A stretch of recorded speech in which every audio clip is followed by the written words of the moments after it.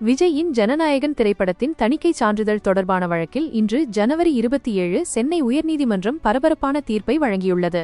அதன்படி ஜனநாயகன் படத்தை மறு ஆய்வு செய்வது அவசியம் என நீதிமன்றம் தீர்ப்பளித்துள்ளது. அதாவது மத்திய தணிக்கை குழு கேட்டுக்கொண்டபடி படத்தை மறு ஆய்வுக்கு அனுப்ப நீதிமன்றம் உத்தரவிட்டுள்ளது. இதனால் ஜனநாயகன் படம் வெளியாவதில் மீண்டும் சிக்கல் நீடித்து வருகிறது.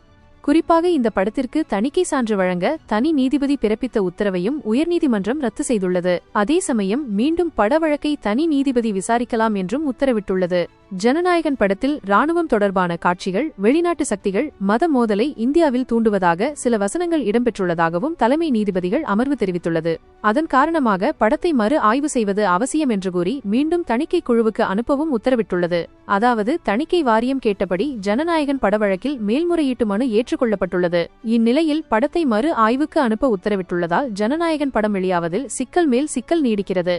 இந்த பரபரப்பான சூழ்நிலையில் தமிழகத்தில் விரைவில் தேர்தல் அறிவிப்பு வெளியாகும் நிலை உள்ளது. ஒருவேளை தேர்தல் அறிவிப்பு வெளியானால் படம் வெளியாவதில் பெரும் சிக்கல் எழும். நிச்சயமாக அரசியல் கட்சிகள் படத்தை வெளியிட தடை கேட்டு மீண்டும் நீதிமன்றத்தை அணுக அதிக வாய்ப்புள்ளது. அதனால் தேர்தல் அறிவிப்புக்கு முன்பே படத்தை வெளியிட தயாரிப்பு நிறுவனம் திட்டமிடுமா என்ற எதிர்பார்ப்பும் எழுந்துள்ளது.